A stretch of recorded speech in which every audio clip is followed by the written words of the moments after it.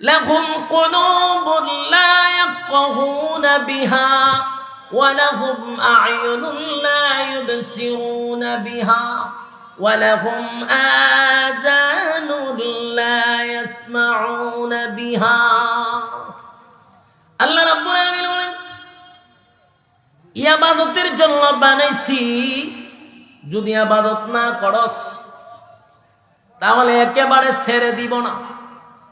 ওয়ালাকাদ যারানা লিজাহান্নামা কাসীরাম মিনাল জিন্নি ওয়াল ইনস, বহু মানুষ আর বহু জিনকে আমি আল্লাহ আগুন দিয়া জ্বালাবো আর পোড়াবো। কার সিদ্ধান্ত? এর যুবক ভাই,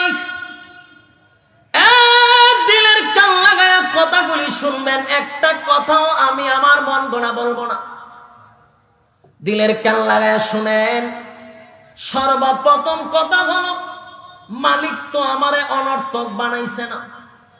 কেন বানাইছে? ইবাদতের জন্য। ইবাদত যদি না করি, মালিকের সিদ্ধান্ত হলো আগুন দিয়ে জ্বালাবো আর পোড়াবো। এখন যুবক ভাইদেরকে বলি, তুমি সিদ্ধান্ত নাও, আগুনের জ্বালানো পোড়ানো কি সহ্য করতে পারবা? আওয়াজ দেন, পারবেন? একটা মোমবাতির সামনে নিয়ে মাঝে মধ্যে আঙ্গুল দিয়া দেখে এই আগুনের তাপ সহ্য করতে পারেন কিনা। যদি সহ্য না করতে পারেন, আমার আল্লাহর ঘোষণা হলো আগুন দিয়া জ্বালাবো, আগুন দিয়া পোড়াবো। দুনিয়ার আগুন নয় গো, এটা জাহান্নামের আগুন। দুনিয়ার আগুন না, জাহান্নামের আগুন দিয়ে আল্লাহ পোড়াবে।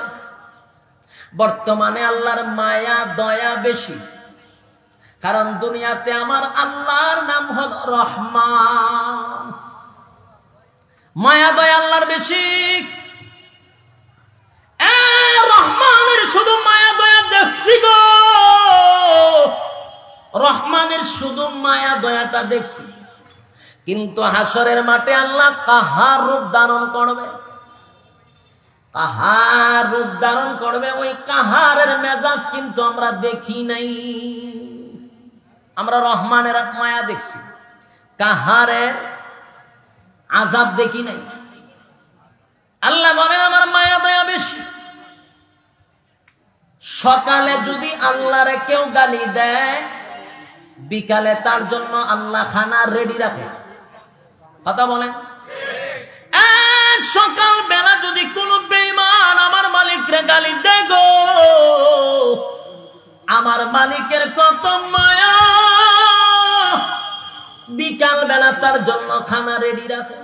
কথা খা ভাই, কথা বলেন। তাহলে একটু খেয়াল করে দেখেন, সকালে গালি দিলাম, বিকালে খানা রেডি। মায়া কম না বেশি? মায়া দয়া বেশি। আল্লাহ বলেন বান্দারে, একটা মাছ যেইভাবে পানির নিচে ডুবন্ত, ঠিক তোরা আমার নিয়ামতের মধ্যে ডুবন্ত। মাছ যেইভাবে পানির ভিতরে ডুবে আছে, আমি তোদেরকে নিয়ামত দিয়া ডুবাইয়া রাখছি। বলতো দেখি কোন নিয়ামতের অস্বীকার করবে? পারবেন?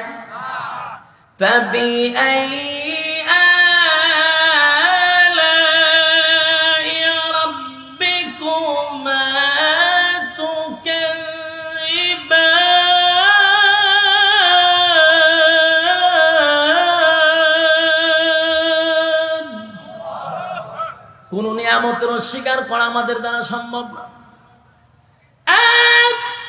মালিকের সিদ্ধান্ত হলো গোলামি করবি আমি আল্লাহ।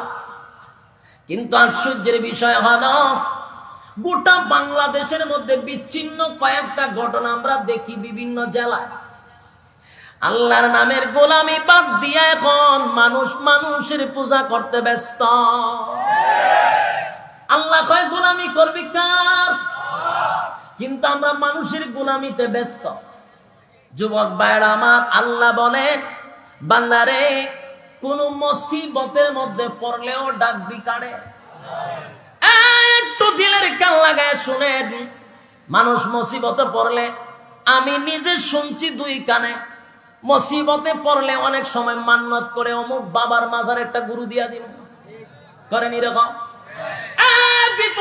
বিপদ থেকে মুক্তি পাইলে আমার পীর বাবার একটা গরু দিব, ছাগল দিব, মুরগি দিব, এমন নিয়ত কিন্তু করে।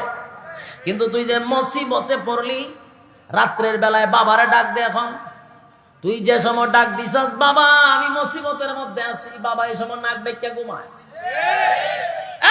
বাবা তো নাক ডেকে ঘুমায়, তুই বাবারে ডাক দিলি, বাবায় ঘুমায়।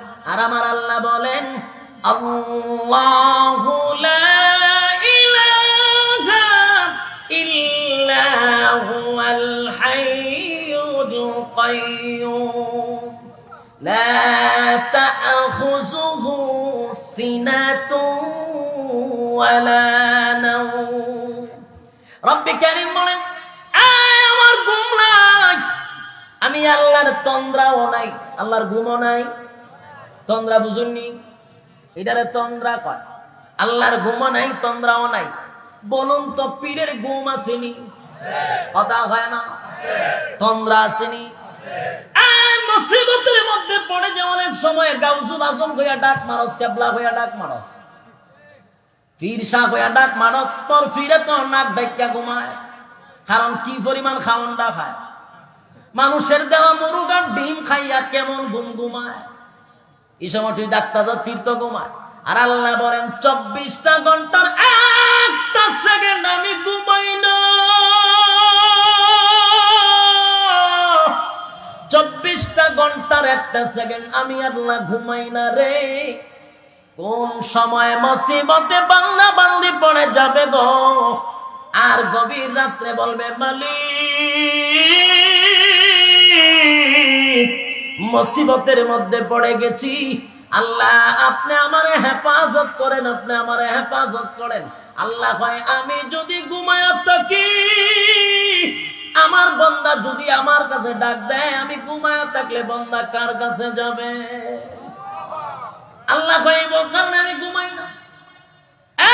যুবক ভাইরা, দিলের কান লাগায় কথাগুলি শুনবেন। আল্লাহ ঘুমায় না।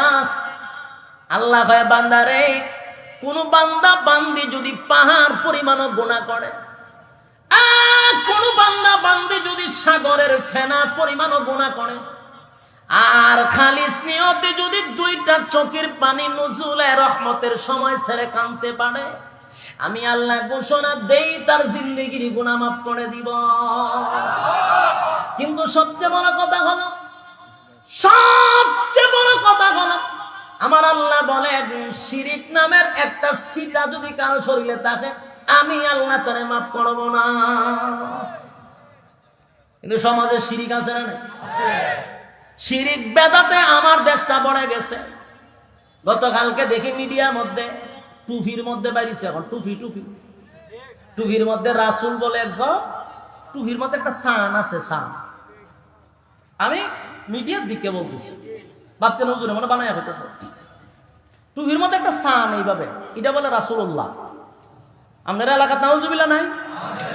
টুপির মধ্যে রাসূল আছে, সান্ডারে বানাইছে রাসূল, এরপর একটারে বানাইছে হযরত আলী, এরপরে আরেকটা তারা বানাইছে হাসাইন, আরেকটা তারা হুসাইন, আরেকটা তারা হইল মা ফাতেমা।